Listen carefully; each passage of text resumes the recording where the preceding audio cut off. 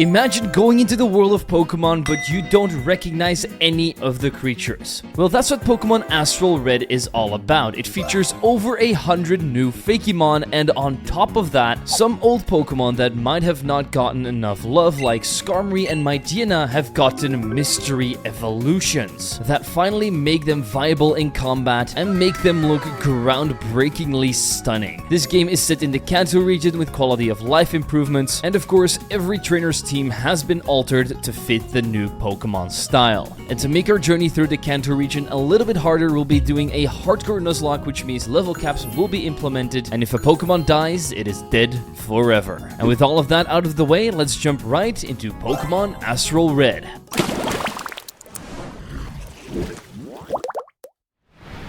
We get greeted by Professor Oak, who shows me a glimpse of what the Pokemon in this game will look like. And our rival is going to be one stingy person named Eugene. In his free time, he runs a restaurant under the sea named the Krusty Krab, but now he wants to embark on a Pokemon journey as he heard that there's a lot of money in a career like that. We then get thrown into the Professor's lab, which means it's time to check out our starter options. We have a cute little grass starter named Basil, a little fire lion named Petrolio, and a very colorful, angry-looking fish. And considering that our rival is indeed a crab, we'll be going with Katuna, who we name Spearfish. Unfortunately, we get destroyed in our very first rival battle, as he already has Razor Leaf, which is super effective against me, but the Nuzlocke doesn't start until after we get our Pokeballs. So with our first loss under our belt, I go to the Pokemart, pick up the parcel, open it up on my way there, and steal the Pokedex that was inside. Now that we've received our Pokedex and first set of balls, we step onto Route 1 to grab our first encounter, Winglap, as every single Pokemon game needs to have his starter bird Pokemon. After naming it Doodoo Bird, we moved on to the next couple of routes, where we grabbed the cutest little raccoon Pokemon named Rayquaza and Toddlebug, which is a bug ground type, which is very cool to see, but I don't really know what this resembles. But first, it's time to talk about today's sponsor, the Epic Game Store, which you can of course use to download Genshin Impact. But what is Genshin Impact, you may ask? Well, it's an open-world action RPG set in the magical world of Teyvat, and you can explore this world with a vast cast of characters that you can build your team with. And with their elemental combat system, fighting has never been as immersive as this. And Genshin has just released their new 5.0 version with massive rewards as well as the incoming anniversary. And if you decide to play yourself, you'll be able to go through new challenges and missions. These will allow you to rake in massive rewards and also new 5-star characters like Mualani, Kashina, and Kinich. In this major new update, players can go through the Archon quest line after completing Leek's Archon quest. So whether you're a new or returning player, the map and experience in this new storyline is going to be unlocked to you almost instantly. And Genshin's 4-year anniversary is coming up soon, so there's no better time to start playing than now. And to celebrate that, you can use the bundle code EPICGENSHIN2024 to receive 5 times heroes with 5 mystic enchantment ore,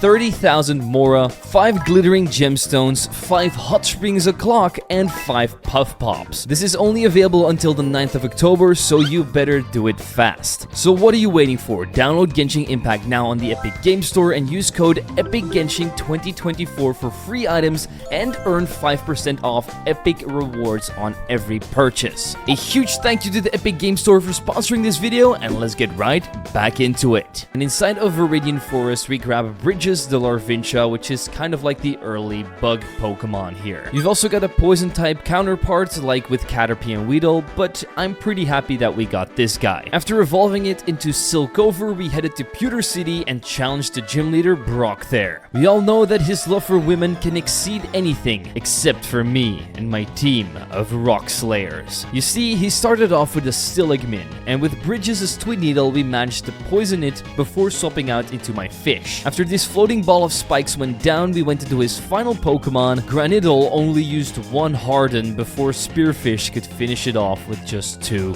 bubbles. And so we acquired the Boulder Badge, the Tiemfu Rock Tomb, and the ability to go on to the next route to beat up more trainers. This allowed Spearfish to reach level 16 and evolve into Maelstream. And while it might have lost its colors, it made up for that with a very very big nose. We then defeat a giant cone of flying ice cream, and after we swallow it whole and get some brain freeze, it's time to warm ourselves up with this next encounter, Pyrokinder. And from just looking at this Pokemon, I can already see that it has the potential to become one of the coolest Pokemon I've ever seen. It's a firefighting type, so I'm immediately adding it to the team and heading straight to Mount Moon. Here we capture our very own Stiligmin and copy Brock. We then steal a dome fossil from a scientist, and when we head outside, we learn our fish how to punch and kick. How that even works, don't ask me, but it's possible. I mean, I've seen a fish defeat Elden Ring, so I don't think this is all that special. On this round, I also grabbed Capipoop,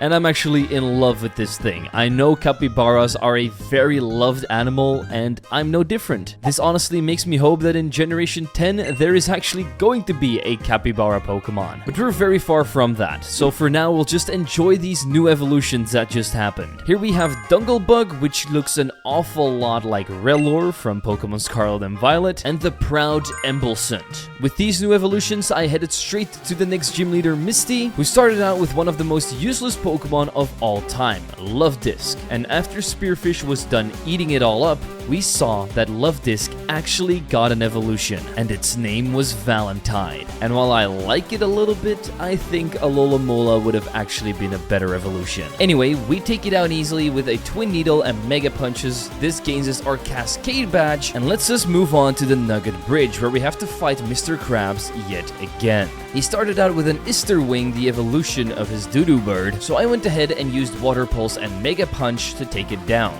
His starter Basil gets taken out by a Blaze Kick from Kindle. We also Blaze Kick his Chingling and Karate Chop his Rakosi. And so after getting the Fame Checker, an item that honestly nobody used, we then decided to go to the next couple of routes and grab a Caterpillar and one of the starters, Patroleo. After entering this weird house, we steal a boat ticket from a Clefairy and check out this very ominous looking crime scene that the police is investigating just to find the culprit right behind the house. A great hiding spot, but it's time to turn him in. With the reward I got from this, I bought more Pokeballs and grabbed a Smallabee, a kangaroo-looking Pokemon that's incredibly cute, but another thing I got was Poochyena, and I can't wait to see what that new evolution is going to look like. In Vermilion City, we borrow an Old Rod and use it to capture a true Butari. Try to say that 3 times fast. I bet you can do it. Inside of Diglett Cave, we find a Spheramid, a Pokemon that exceeds the next level cap, which means we won't be able to use him against the electric type gym leader. However, I absolutely love the design of this Egyptian looking god cat that I immediately try to capture it, and you better believe that he gets used later on. With our final encounter, Birdle, being captured, we head to the SSN and open random people's rooms, because that's just what you do on a cruise ship. Once the entire ship was after our asses, we headed to the captain's quarters. Speaking of quarters, Eugene is here, ready to try and get some of mine. And while nearly every single Pokemon has gotten a buff on his team by evolving, Cheb is able to sweep through the entire thing using Rollout,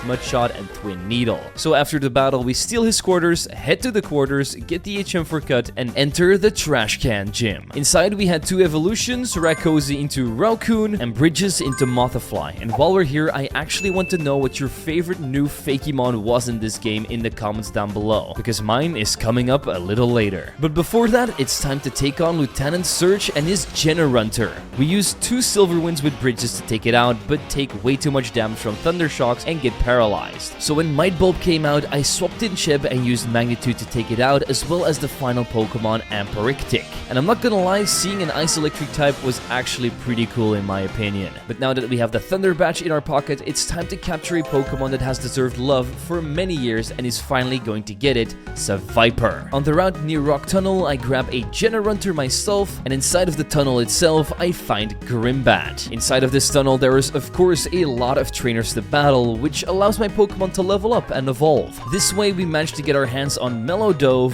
Gardlian, Cathalis, and Bracalbol before before reaching the spookiest town in all of Pokemon, Lavender, and after a ghost scared us out of there, we grab our next encounter, Sproutena, as well as Slugma balls before we reach Celadon City and head straight to the department store. We buy a Thunderstone and use it to evolve our Cocoon into Illumimoth, an electric type that would shred through this next gym leader if we didn't have two fire types to do that job. As my Lion starts off by flame wheeling Dandelion, as it's a grass steel type and takes 4 times super effective damage, we then move on to Ray Blossom, who gets taken out by 2 flame wheels and burn damage before it puts me to sleep, forcing me to bring out Kindle for the last Pokemon Trollipoos, a rock grass type, so we use a Blaze Kick and Karate Chop to take it out to gain the Rainbow Badge as well as the evolution for Volconqueror. We capture one more steel bird named Skarmory and do my favorite thing in the entire world, gambling. I'm kidding, of course, please don't gamble. We're taking on Team Rocket here, doing some big spinning and fight a Mafia crime boss. He leads off with a Droondary, who gets Blaze Kicked and Brick Breaked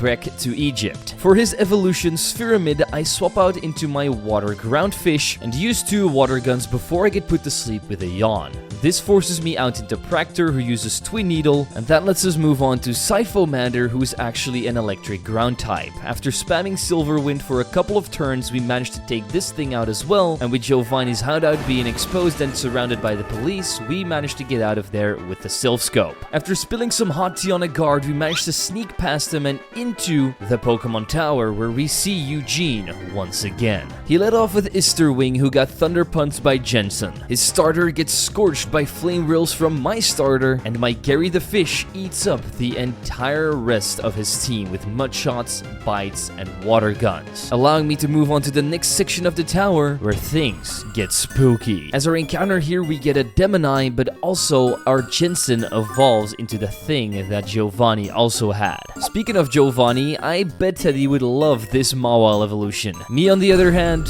I think it's a little bit cursed. So we take it off the screen as quickly as possible and take on Mr. Fuji's kidnappers to get a free flute, which we decide to play for this goat Pokemon, Soggy Terror, and after waking it up, we capture it, name it Bastion, and move on to smaller encounters like Petaloy, but I think this sunflower looking thing might have glitched my game out, because we have just found the legendary and most infamous glitch in all of Pokemon, Missing No. And while I do think this is an incredibly cool Easter egg that you're actually able to play with this thing, a bird normal type with a color change ability isn't really going to be all that strong. Eventually we reach Fuchsia City, and over here we grab Flotion as well as Sealkey, and in the Safari Zone, our encounter was a grassy troll. After picking up DHM for Surf, Leon evolves into Royal Alert, and I do have to say that I'm not the biggest fan of the fire type starter in this game. However, that doesn't mean we're not going to use him against this next gym leader battle with Koga the Ninja King. But it was also finally time for Rory our Sphinx to show his face, as he magnitudes and mudshots the first Pokemon, going into the ace Sturgnom, who hits a very hard water pulse after tanking a magnitude 6. This forces me to swap out into Gary, and he also couldn't do anything. He gets water pulsed and confused and is forced to swap out yet again. I send in Practor and get water pulsed again, and somehow this does more than half of my HP. So I go for a risky shockwave that puts my Moth's life on the line, but he manages to kill from this range. This made the rest of the battle incredibly easy, as we magnitude Debroxic and Sklurkle with the power of Chip, giving me the Soul Badge and the ability to use my Pokemon as a boat. As we head for the 7 Seas, we manage to capture a Slices, which kind of just looks like a swordfish without the fish part, but then everything around me starts freezing. The water, the air, my bank account, and that's when I knew I reached the Seafoam Islands. Inside, our encounter was Ampolar, and once this cute little tiger pup was captured, we immediately evolved it into Antarctic,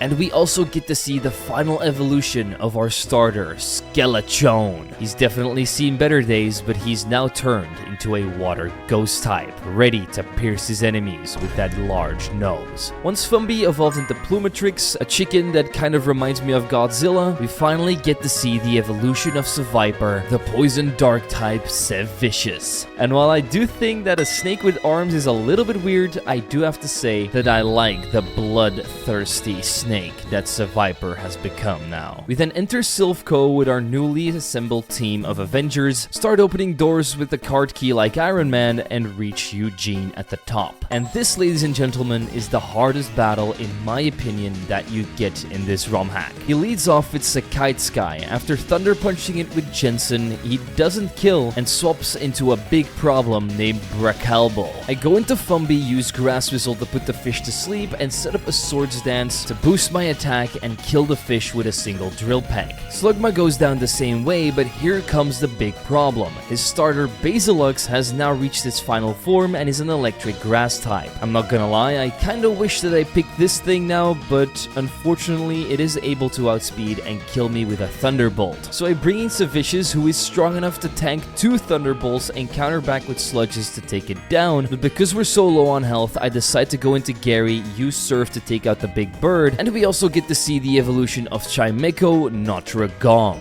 This big bell doesn't take Surfs too well, and with a couple of those, it's about time that we end off this battle in style. We then pick up the free Pokemon you get from the guy here, which turned out to be an incredibly cool Ice Electric type Amphalanche. And while we won't use it right away, I know that one day it'll get a spot on my team. Speaking of teams, before I took on Giovanni, it was time for a big turnaround. So I evolved Skarmory in Scar Mastery, and while I love this design, I can't help the thing that this somehow looks like Mega Scizor. However, now that I know that he's mastered the sky, I knew that he was going to be a valuable asset. Speaking of things that remind me of something, Catan, who looks like a katana, evolves into Octorpiers, and I can't help but think that it's the counterpart to Remoraid evolving into Octillery. We also acquire our mermaid named Celody and her necklace, the grass dragon type Thornboros. With these new acquisitions, it was time to stop Giovanni's evil scheme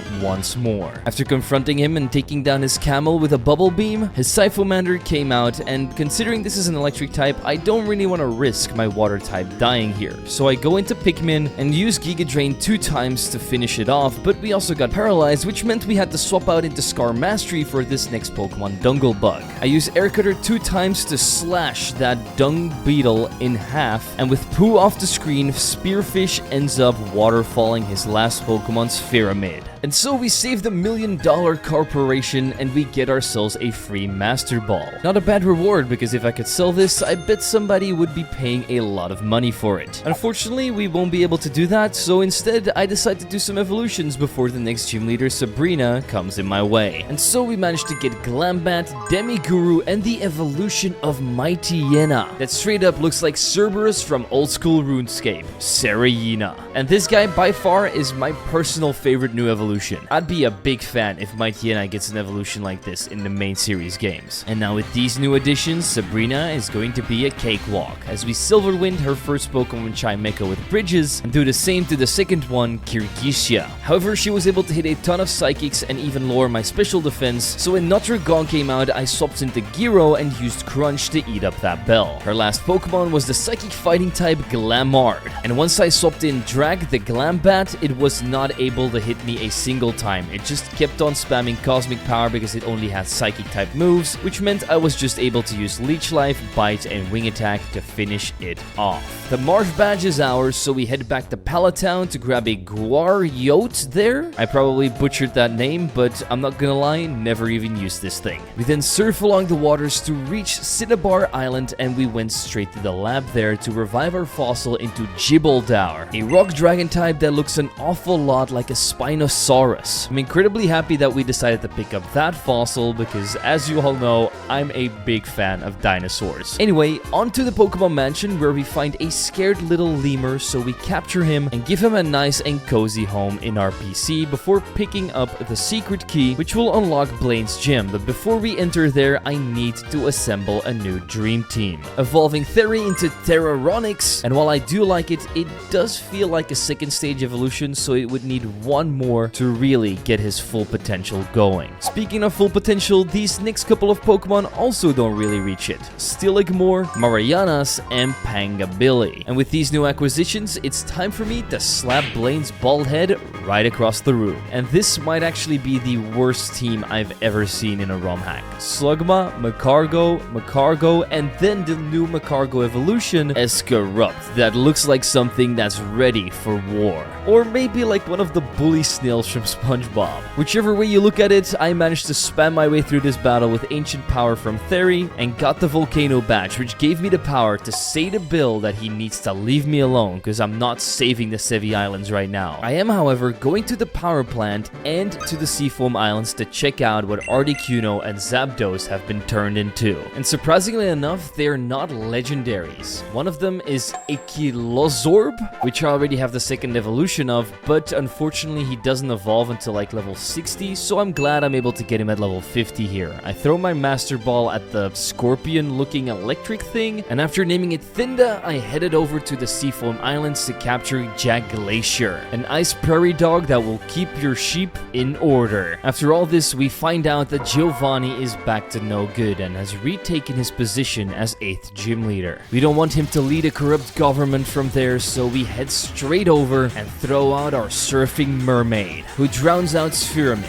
We managed to aircutter the next Pokemon Dunglebug with Scar Mastery. He must have also gone to the power plant because his Ankylozorb of his own is a force to be reckoned with. So we swap in our big Mudfish and one-shotted with yet another Surf after tanking a Magnitude 8. I then use Mona to take on Gravelwala with Ice Punch as well as his final Pokemon Bracalbo. And so we knock out Giovanni cold and grab the gym badge from his pocket as well as the Earthquake TM. The police come to take him away forever, which means the region is safe from the Italian mafia. Once outside, we evolve our Macargo into Escarupt and run into Eugene one last time before we face the Pokemon League. And this is a battle that's going to be very shocking, as we immediately shock his bird out of the sky with Thinda. Scar Mastery uses Middle Claw to take on Big Koala Guy. Gary takes out Sugma with Surf, and Escarupt uses Eruption to take on Basilux while healing up with Recover. We were also a little lucky that Basilux got confused because of Petal Dance and hit itself a couple of times. We then used Savicious to take out Bracalbo with 2 Dragon Claws, and once my slug was done erupting on his big bell, we were on to bigger and better things at Victory Road, where our final encounter might have been the most useless one in Granidal. Once we conquered the victorious road, we eventually reached the Pokemon League. Here I started to assemble the dream team and even found some pretty cool Pokemon, like Automavice, who didn't make the final cut but still looked like a cool cyborg guy. A Pokemon that did make the final cut though was Dandelion, which is going to be great against Lorelei as a Steel Grass type. And with Thinda, Mona, Gary, Amphalanche, and Scar Mastery by his side, I challenged her. She throws out her Monstrosity, and I'm not gonna lie, this is one of my favorite designs so far. But that doesn't mean it's going to survive more than 2 Meteor Mashes, just like the next Pokemon Pantundra. This even gave me an attack boost, which makes taking out Noxlush a lot easier as we put it to sleep with Sleep Powder and start mashing. When this little toxic guy finally falls, Gary manages to take out the final 2 Pokemon Amphalanche and Frezonade with Earthquakes. I do very much like that they actually put in a lemonade Pokemon like Frezonade. And after taking a sip of it, it was time for Bruno to get taken on. And he's the reason I kept Scar Mastery on the team, because he's able to aircutter the first Pokemon Quandol as well as the incoming Embulsent. However, I don't want to get melted down by its evolution Volconqueror, so I swap in Gary and use Surf. One more Quandol hits the field, so we hit one more Surf and wash it away. The last Pokemon is Sension, so I swap in Thinda and take 2 Sky Uppercuts like it's nothing. Counter back with 2 Earthquakes and boom, Bruno is defeated. I don't know how he was even worthy of an Elite 4 member spot with that weak roster of Pokemon. But let's see if Agatha has more in store for us than this buff guy. We start off by getting hit with the Demidoru, so we Meteor Mash away at it. Once it's off the field, we see that Agatha is also a gambling fan, as her next Pokemon is Blackjack. After bringing in Avalanche and hitting 2 2 Ice Beams, it does go down, and I'm pretty happy about that because I prefer the much nicer Jack Black. Our upcoming Pokemon is actually the evolution of Sableye named Sable Eater, and while I find it pretty weird that he evolves into an earth-eating worm, I do also find out that all it takes to take it down is a couple of Metal Claws from Scar Mastery. The same goes for Demidoru and even its final evolution, Demorigan, a fairy ghost type that gets destroyed in no time. And Demorigan might actually be my favorite design in this entire game, not only because he looks menacing, but it also seems like he can take over the entire world with that intimidating look. And with one more Elite Four member to go, it's time to see what Lance has got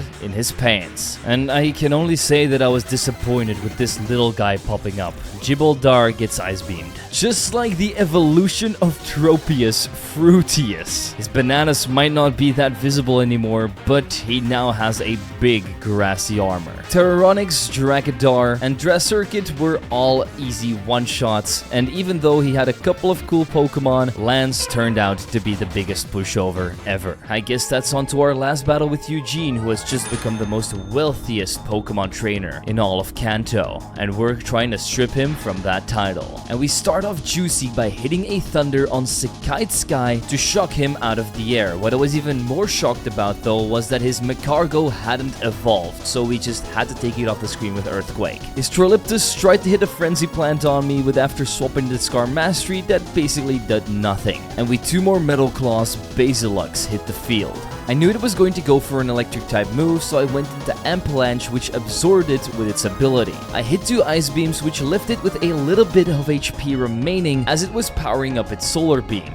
Once it hit though, I didn't expect it to one-shot my Avalanche, and that is now the second Pokemon this large dinosaur has taken out. So I go into Mona, and while he uses a full restore, we hit 1 Ice Beam to freeze it back to the Ice Age. We then easily crunch Notragong, and with Brecalbal as his final Pokemon, I bring in Alola while he uses Rain Dance, and with a Hydro Pump, he nearly kills another one of my Pokemon, but we hit the quad times super effective Giga Drain to end off the fight, draining Eugene Krabs from all of his money and establish our name into the Hall of Fame as the most notorious Pokemon trainer. Astral Red has been defeated, but what do I think about it? I personally think that there's a lot of potential with this game. The Fakemon are good, but not groundbreaking. I feel like some of the designs look a little bit too realistic, and some of the Pokemon don't really feel like Pokemon. However, there is an abundance of them that I do really like. Most of the new evolutions are very fitting, and I actually really like that they give Pokemon that have been mostly forgotten some love, and I think that they could add in a couple of more of these. If they changed around a couple of Pokemon trainers teams and maybe made the game a little bit harder, it would definitely be more fun, because this at some points felt even easier than vanilla Fire Red. And more quality of life improvements like the Dex Snaff are always appreciated too. With that out of the way, I'm going to give Astral Red a 6 out of 10. I feel like there is a lot to be worked on here, and after just playing Sea Glass Emerald, I definitely can't put it any higher than that. With my verdict out of the way, I want to thank you all for watching, and I also want to give a big shout out to my membership and Patreon supporters. With all of that out of the way, don't forget to leave a like, subscribe, and share this video with your friends. I've been Zwiggo, and I'll see you guys in the next one.